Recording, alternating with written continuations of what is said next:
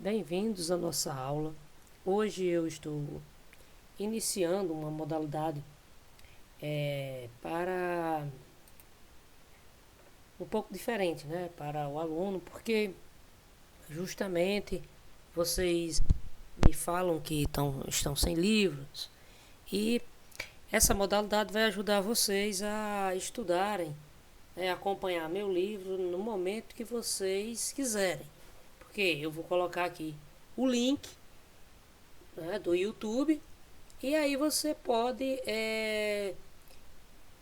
no momento que você quiser, assistir a aula, né? Independente de ser a partir das 2 da tarde ou à noite. No momento que você se dispor em assistir, você vai só clicar no link e assiste novamente a aula. Você pode pausar uma parte que você não entendeu, volta. E o livro fica mais à disposição para vocês. E vocês conseguem acompanhar aqui, certo? Então, a falta do livro não vai ser um problema para vocês no caso de modalidade de aulas pelo YouTube. Por quê? Porque vocês vão ter à disposição do conteúdo em que eu trabalhei no momento que você quiser. Então, voltando aqui ao assunto, né, que vinha trabalhando com vocês sobre os povos, né, que existiam aqui na América. Basicamente, eu trabalhei com vocês os incas, astecas e maias, esses 3 povos. No entanto, falar desses 3 povos fica restrito basicamente a territórios que hoje correspondem ao México, partes do Chile, da Bolívia. O Brasil não fez parte, digamos assim, dessas grandes civilizações, né? E até mesmo no processo de dominação colonial, esses 3 povos foram dominados pelos espanhóis. Incas, astecas e maias foram dominados pelos espanhóis. No entanto, o Brasil, né, vem aquela pergunta básica: e os índios brasileiros? Certo? E os índios brasileiros? Eles estavam, né? Existia também uma grande quantidade de nativos aqui no Brasil. Só que não existia a organização política, né, administrativa, né, e até mesmo o nível de desenvolvimento era diferente. Basta vocês observarem que nas aulas anteriores eu apresentei para vocês grandes construções, né, feitas pelos povos indígenas das grandes civilizações, incas, astecas e maias. E aqui não, no Brasil os povos que existiam aqui tinham uma forma de organização completamente diferente. Então veja só, hoje eu vou encerrar esse assunto aqui e já passar para a próxima unidade. Veja só então, os povos nativos do Brasil, de acordo com os estudos, no século XV, né, havia cerca de 3 milhões de indígenas vivendo aqui em nossas terras. Os indígenas estavam agrupados em cerca de 900 povos diferentes, né? Então você tem aí, né, Tupinambá, Carijó, Caeté, né, Chavante. Então eram vários povos. Muitas vezes esses povos eles eram inimigos. Eles guerreavam entre eles. E o que acontece? Esses povos apresentavam diferenças entre si. Então, língua, costumes, crenças. Então, tinham deuses diferentes. Existia uma verdadeira diversidade. Então, se nós observarmos abaixo, né, aqui, vou mostrando aqui a vocês, para vocês acompanharem, né, observe informações sobre os indígenas, né, Apiaca, que existiam, né, na região de Mato Grosso, ainda no século XIX, né, pessoal? Então, eles tinham o hábito de construir suas habitações utilizando varas de bambu, né, e a cobertura de folha de palmeiras. Então você tem aqui alguns hábitos, né? Então, certo? Em segundo plano, você vê aqui, né? Observe. Aqui, ó, uma pintura, né, da época. Então ele destaca aqui, ó, esse destaque é duas mulheres, né, socando milho em um pilão. Então isso fazia parte do das práticas culturais, né, na culinária. Ao mesmo tempo, né, você tinha aí a forma, né, como eles se pintavam. Então, justamente, né, passava a ideia de uma certa vaidade, né, dos índios.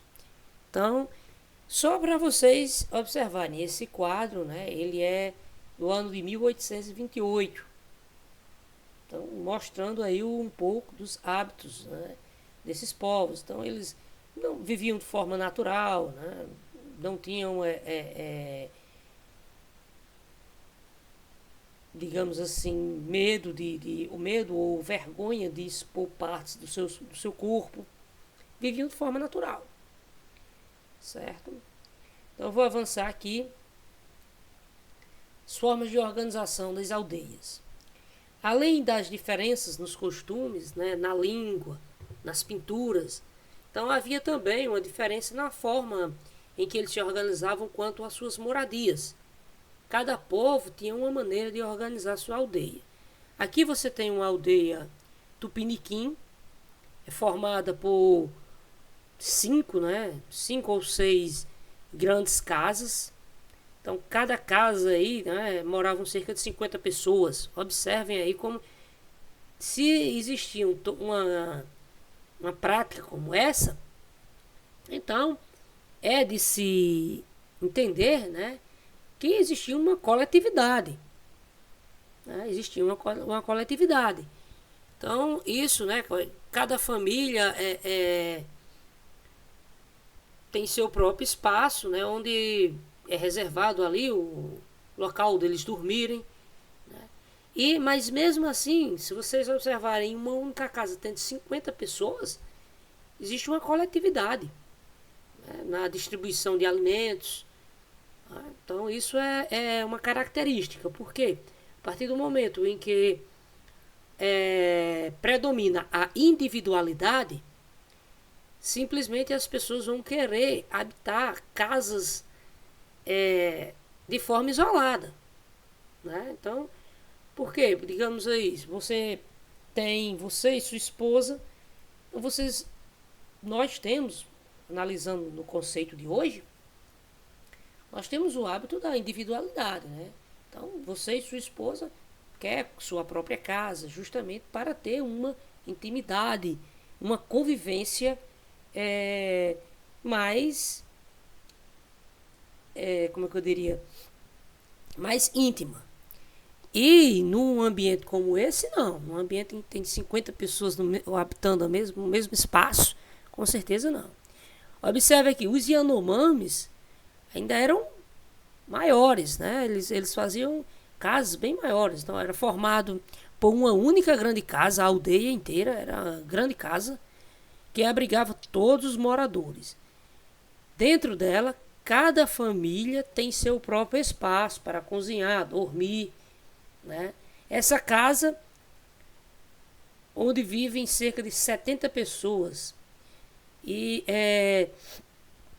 Então isso, né, tinha toda uma estrutura própria, como vocês podem observar aqui. Né, na parte de cima da casa existiam aberturas justamente para entrada da luz do sol. E também, né, permitia a saída de fumaça, que eles utilizavam justamente para se manterem aquecidos. Certo?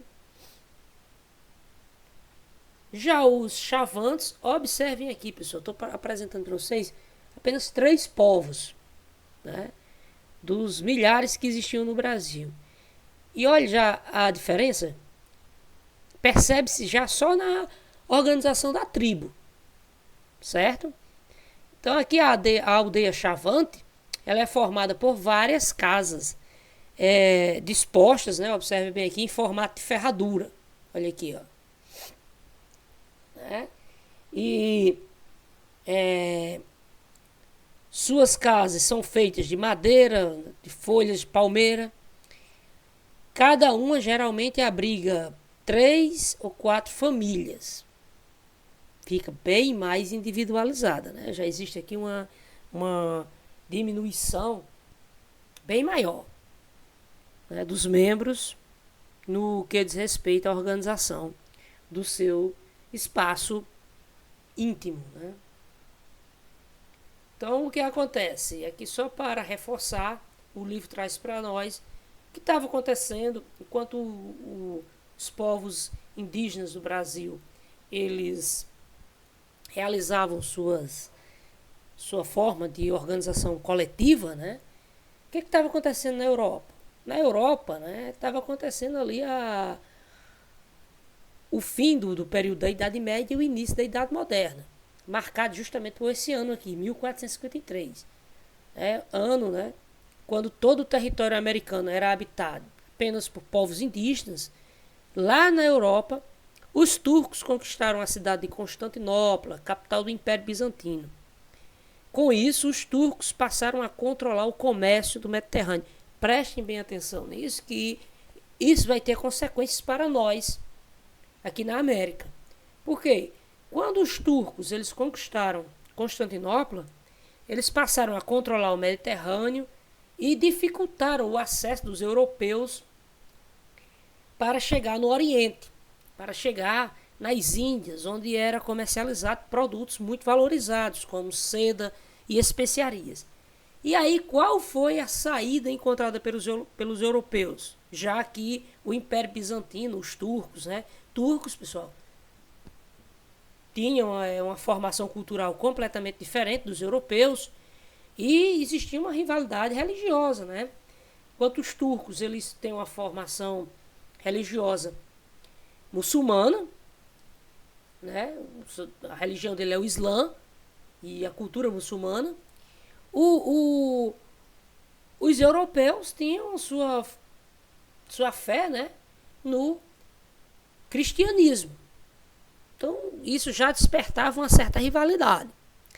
Então, esse obstáculo, né, essa rivalidade que existia entre turcos e europeus, certo? Ficou cada vez mais forte. E isso, com a conquista de Constantinopla, os turcos eles passaram a dificultar esse comércio. Então, os europeus passaram a justamente investir em grandes navegações, procurar novos caminhos para se chegar às Índias, no comércio com as especiarias. Dessa forma, nós vamos ter o que, pessoal? O início das grandes navegações aqui, certo? Essas grandes navegações vai ser justamente o fator que vai permitir, né, a conquista aqui do continente americano. Bem, vou avançar aqui um pouco. Isso aqui fecha os hábitos, né, do povo americano, basicamente, né? E aqui vocês observam, né, os povos indígenas atuais. O que aconteceram? Porque o Brasil tinha tanto povo indígena e hoje eles estão tão reduzidos. Pergunta, né? Depois da chegada dos europeus aqui, os portugueses, no nosso caso, né, chegaram aqui no Brasil no século XV, o modo de vida tradicional das sociedades indígenas passou por transformações. E aí, as terras dos indígenas passaram a sofrer invasão, destruição, suas sociedades foram desorganizadas. E essas consequências, né, teve consequências muito fortes, né, para os indígenas, que praticamente foram erradicados. Estima-se, né, que eram milhões quando os portugueses chegaram aqui. Tem livros que vocês podem encontrar aí dizendo que eram 6 milhões de índios. Hoje, né, segundo o IBGE, o Brasil não tem 500 mil índios, né, distribuídos em suas mais diferentes aldeias. Então, a invasão das terras indígenas provocou justamente essa desestruturação de suas sociedades, e as consequências foram terríveis. Então aqui, você vê aqui, tipo um paralelo, né, entre o passado e o presente dessas tribos. Então aqui tinha geralmente ali espaço, né, para casas, para praças, onde ali tinha um espaço de convivência da tribo, onde era praticado danças, todos os seus hábitos no que diz respeito à sua diversão, certo? Então, localizado aí na parte central, né? Você tem aqui, então, Casa dos Homens localizava no centro da aldeia, certo? E é o local onde os homens se reúnem para discutir assuntos de interesses dos membros do grupo. E também é onde são realizados rituais religiosos. Vejam bem aqui, né? Deixa eu ver aqui para vocês. Bom, então, continuando aqui, avançando, eu vou aqui vocês veem aqui esses hábitos, né? Principalmente existiu o hábito, né, do cultivo da mandioca. Atualmente, apesar de todas as dificuldades, né, todas as dificuldades enfrentadas ao longo dos 500 anos de domínio europeu, muitos povos indígenas conseguiram sobreviver, certo? E preservar-se até hoje seus costumes, certo? Então tem tribos, né, que conseguiram preservar o seu dialeto, sua língua, né? Mas de qualquer forma eles foram influenciados. Então você tem agora aqui, olha, certo, uma modificação total. E aí você tem casas, os aspectos das casas já ficaram diferentes, certo? Com essa situação aqui, ele mostra que os índios hoje eles têm acesso à informação por meio de televisão, um exemplo, né? Ao fundo você vê crianças brincando, praticando futebol, que não era uma prática indígena, e sim eles foram aculturados, né? Então passaram a ter outros hábitos. Beleza, pessoal? E aqui você tem, né, o líder espiritual, que é o pajé. Então justamente é aquele que tem o conhecimento, né, nessa parte de ervas medicinais. Ainda existe a presença hierárquica, né, ou seja, o chefe que é respeitado por todos da aldeia. Então ele é quem conduz, né,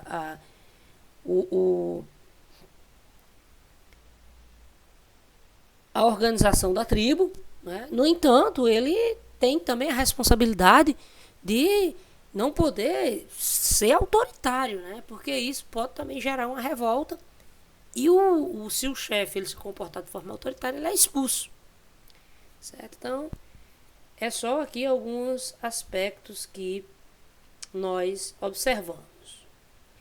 Então eu vou avançar aqui, pessoal, já para o próximo assunto, que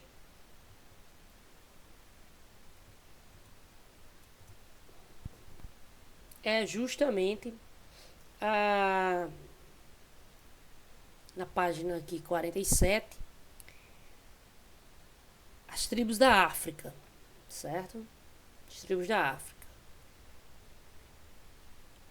Então vamos ver também, já que nós já analisamos esse primeiro tronco cultural do povo brasileiro, que foram os índios, agora vamos analisar esse segundo, né, que vai ser os africanos, né? Como não é nenhuma novidade, né? O povo brasileiro ele vai ser formado então da união de 3 povos: o indígena, o africano e o europeu. Dessa mistura, nós vamos ter então essa grande miscigenação, o Brasil, essa grande mistura, né, de povos, de raças. E o Brasil, né, é conhecido como o país mais miscigenado do mundo. Então vamos aqui fazer uma breve análise, né, desses povos. Como eram os povos da África antes deles chegarem aqui no Brasil, serem trazidos como escravos, certo? Aqui vocês têm aqui uma foto de 2014. Essa foto aqui é de uma mesquita, certo? De uma mesquita na África, e mostra já justamente que a influência dos muçulmanos, né, e do Islã crescendo na região. Bom,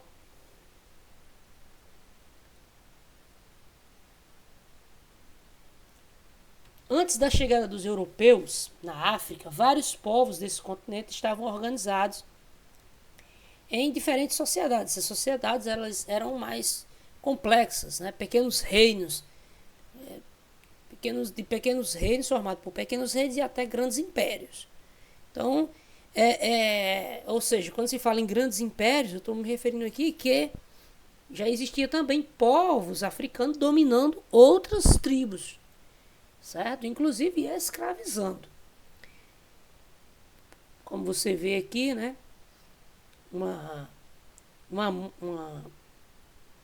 Digamos aí, uma arte em alto relevo, né? A placa de bronze do reino de Benin, né? Do século XVI. Nessa peça, né, está representado Obá, rei africano, que detinha a autoridade religiosa e política sobre os reinos, né, desculpa aqui, pessoal, a expressão, porque é uma linguagem, né, não, palavras que não derivam do português. Oirubas, né, Iorubas, perdão. Então, vocês peguem agora, dê uma pausa, né, e copiem essas duas questões, A e B, certo? Então, vou ler aqui a questão A. Tombouctou foi uma das mais importantes cidades dos impérios, né, Mali, Songhai, na África. O que você já sabe sobre esses impérios? Comente. Então, tem uma resposta pessoal. Se você não sabe nada, mas provavelmente você mesmo não sabendo, então tendo uma relação, não sabendo estabelecer uma relação, mas você recebe influência desses africanos. Como, Francisco? Olha, pessoal, os africanos influenciaram o Brasil. Pegue aí Salvador, certo? Berço do axé, no aspecto da música, do candomblé, no aspecto religioso. Então, esses fatores aí, a capoeira, né, que é muito presente aí em Umarizal, são todas práticas de origem afro. Né? Então, você pode responder essa questão se referindo a esse ponto. E B, né? Qual personagem, o relevo acima, né, essa placa de bronze em alto relevo, você acha que representa Obá, ou seja, o rei, né? Esse rei africano. Com base em quais aspectos você chegou a essa conclusão? Me digam aqui, qual dessas três imagens aqui você acha que é o rei? Não é possível, né, gente? Tá bem claro aí. Dá para você perceber quem é o rei. Eu quero ver as respostas de vocês. Vou colocar no Sigeduc e aí vocês enviam, tá certo? Quem não tiver no Sigeduc pode mandar no grupo. No grupo da disciplina, tá bom? A foto das suas respostas. Bom, então aqui o continente africano, né? A África abriga uma grande diversidade de povos, até hoje, né? Cada um deles tem sua própria língua, tradição, religiosidade. Esses povos também apresentam uma diversidade em relação à organização social e política. Entre os séculos 6 e 15, havia vários grupos nômades. O que é isso, grupos nômades? Grupos que não tinham uma residência fixa, não tinham não viviam, né, estabeleciam sua moradia fixamente em um local. Estavam sempre migrando de um canto para outro. Então, muitas comunidades que viviam em pequenas aldeias e também povos que estavam organizados em grandes reinos e impérios, como disse a vocês. Então, aqui, reinos africanos entre aí 500, né, e 1600. Então, ali, o Império Mali, justamente esse aqui, tinha um território bem considerável. Né? E o Songhai, né, que é aí do século XV, está destacado aqui com essa linhazinha, essa pequena linha. Perdão aqui, eu acho que eu me atrapalhei um pouco. Você vai olhar só essas linhas, não é essa pintura em marrom, não. Só as linhas. Então, o Império Mali do século XIII é esse daqui, que está com essas linhas marrom. Ó, isso aqui é parte do território.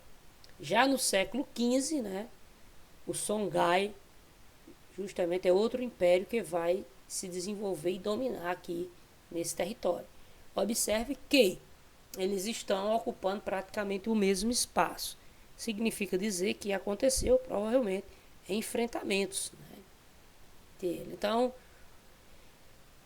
do século XIV ao século XVIII, o Reino do Congo, né, desenvolveu-se na região do centro-oeste da África. Aqui vocês estão vendo uma linha do tempo, certo? Linha do tempo. E nessa linha do tempo, você tem aqui fatos importantes que aconteceram ao longo da passagem do tempo. Então, um exemplo, pouco mais aqui, anos 600, né? Anos 600, ou seja, século 6. O reino de Gana dominou os povos que viviam na região próxima, né, aos rios Senegal e Níger. Avança aqui, o tempo aqui em que eles estiveram dominando. Observe que já em 1300 ele já deixa de existir esse reino. Em 1200 inicia outro reino, que é o reino do Império Mali, que justamente conquistou, né, o reino de Gana. Observe aqui, então, daí porque o reino de Gana já começa a parar de expandir aqui. Então, 1200 você já tem aqui, o Império Mali conquistou o reino de Gana no século XIII e passou a dominar a região. Observe aqui então, o período de domínio dele, já para em 1500, bem menos tempo, né? Então, no século aí, entre os séculos 13 e 14, vai surgir então o que? O Reino do Congo, que desenvolveu-se na região central, né? A região do centro-oeste da África. E aí vai do século 13 até o século 18. E aqui, né, pessoal, o último, né, que vai ser o reino Songhai.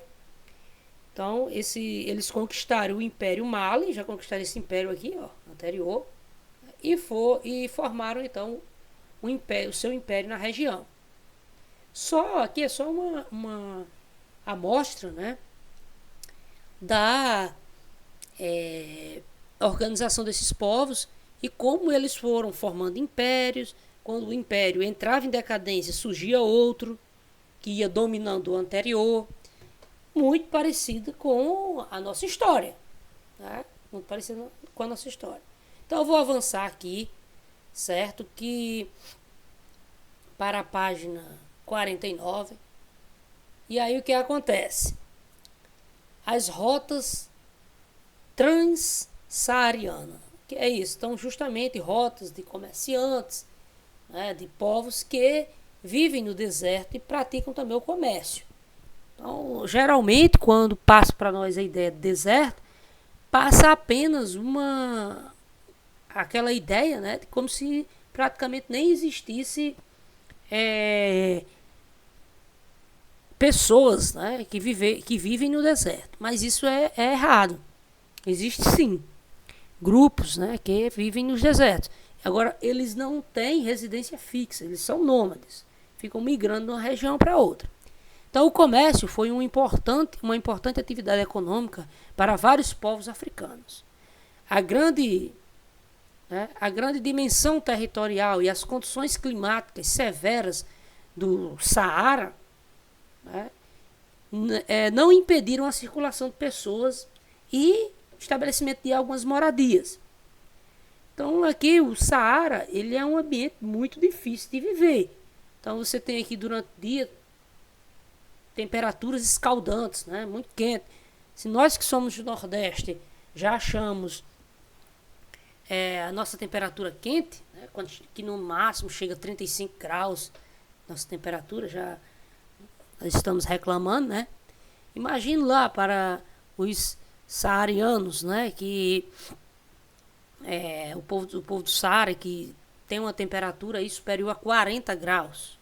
Certo? Então eles têm que saber se proteger. E ao mesmo tempo, pessoal, durante o dia chega a essas temperaturas, a mais de 40 graus. Durante a noite a temperatura cai. E o deserto ele fica muito frio à noite. Próximo de zero, para vocês terem ideia. Então vamos aqui. Né? Então, as rotas a utilização do camelo, né, como principal meio de transporte, né, foi fundamental, né, para os comerciantes eles poderem circular pelo Saara. O camelo, né, ele é muito resistente ao clima do deserto. Tem capacidade de passar vários dias sem beber água e sem se alimentar. Então, é um animal perfeito para um ambiente tão difícil como o Saara. As rotas comerciais que atravessavam o Saara passaram a ser chamadas, né, de transsaarianas, que permitiram justamente a comunicação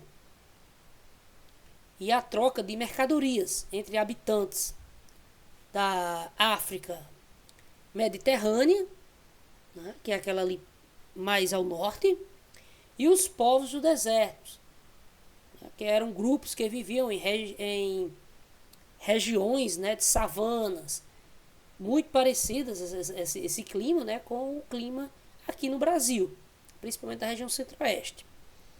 Né? E entre essas mercadorias, né, eram produtos, né, que eles valorizavam, como sal, ouro, tecidos, gêneros alimentícios e até mesmo escravos. Como assim escravos? Existiam tribos, pessoal, quando essas tribos elas guerreavam com outras tribos, então elas simplesmente dominavam essa tribo que elas conseguiam vencer, e a partir de então a tribo vencida poderia ser escravizada, certo? Os europeus eles negociavam com tribos africanas, né, os escravos que essas mesmas tribos conseguiam trazer para o comércio, para vocês terem ideia. Então aqui as rotas, né, observe bem, geralmente começando aqui da região norte da África. E aí aqui você tem nesse terreno aqui, pessoal, esse espaço aqui é justamente o território do deserto do Saara. Imagina aqui uma rota como essa, né? Você atravessar de norte a sul do Saara. Então é uma rota bem difícil. É necessário muita resistência.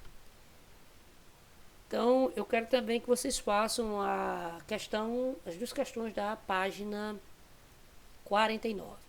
Assim, nós temos 4 questões, né? Então veja só essa questão. Quanto à localização, o que as cidades de Ceuta, Tunis e Trípoli têm em comum? Então, você vem aqui, ó.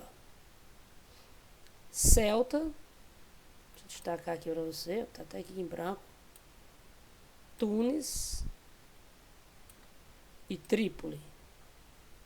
Elas têm em comum. Se vocês observar bem, elas estão localizadas no norte da África, né? No norte da África, estão em contato com o Mediterrâneo, né?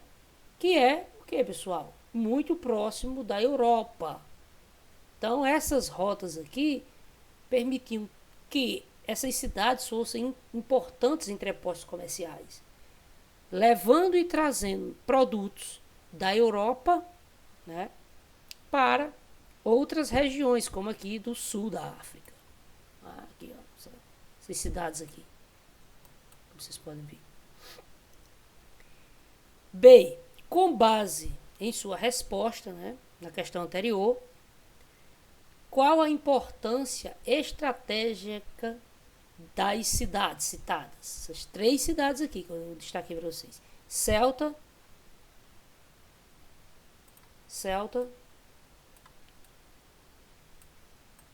Tunis e Trípoli.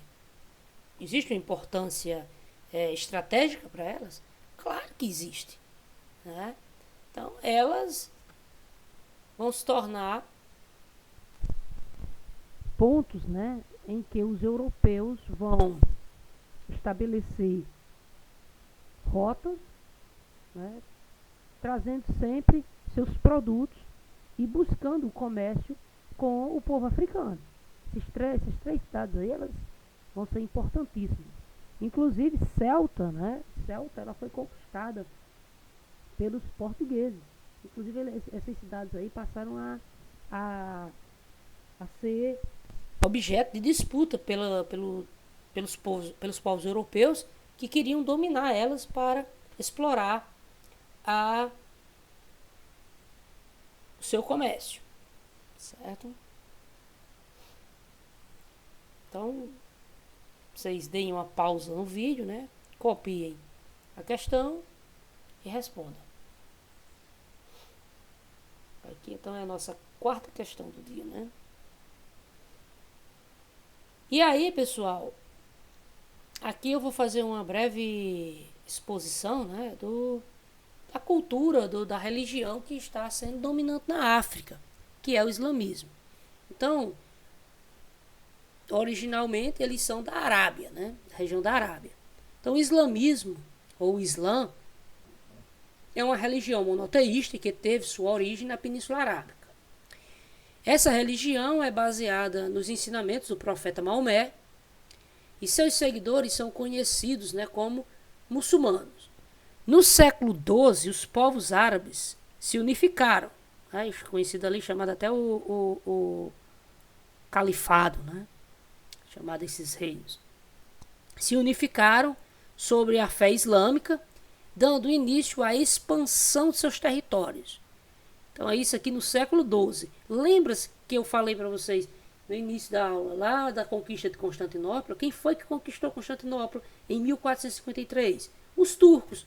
E os turcos, eles têm que religião? Islâmica, né? E aí o que acontece? A partir do momento que eles se unificam pela fé no Islã, dão início então à expansão e à busca por mais territórios.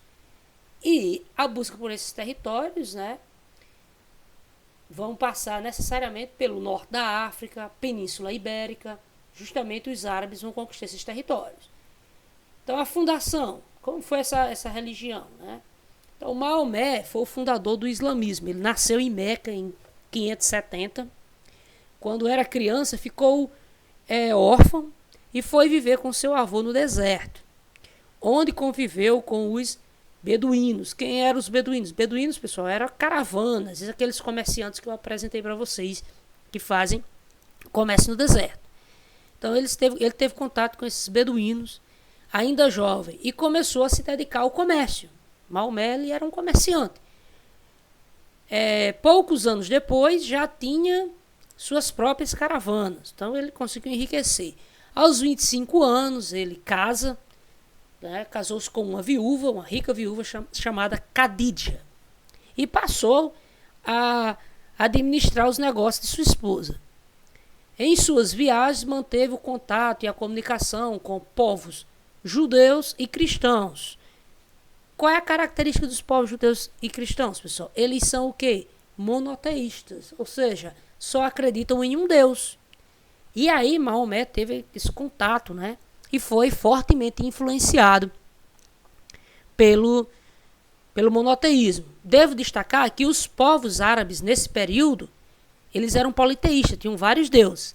Então, de acordo com a tradição islâmica, em 610, quando Maomé meditava em uma caverna, né, ele teve a revelação, o contato com o anjo Gabriel. O anjo Gabriel apareceu para ele e nessa aparição o anjo teria trazido uma mensagem de quem? Do Deus, né, de Alá. Então, segundo ele, Gabriel falou que há só um Deus, Alá, e há só um profeta, Maomé. A partir desse ensinamento aqui, ele vai começar a influenciar outros povos. Então, ele vai ter início aí a religião islâmica. Os primeiros a se converter vai ser justamente a sua família. Maomé, então, passou a pregar a sua crença em um único Deus chamado Alá. E aí, isso vai se popularizando, né? E com o passar do tempo, né, Maomé, ele vai adquirindo, vai conseguindo cada vez mais seguidores. Certo? Aqui você tem aqui uma foto, né, da cidade de Meca, né, no templo. Não chamo nem o templo, né, é a mesquita, né, como os muçulmanos chamam.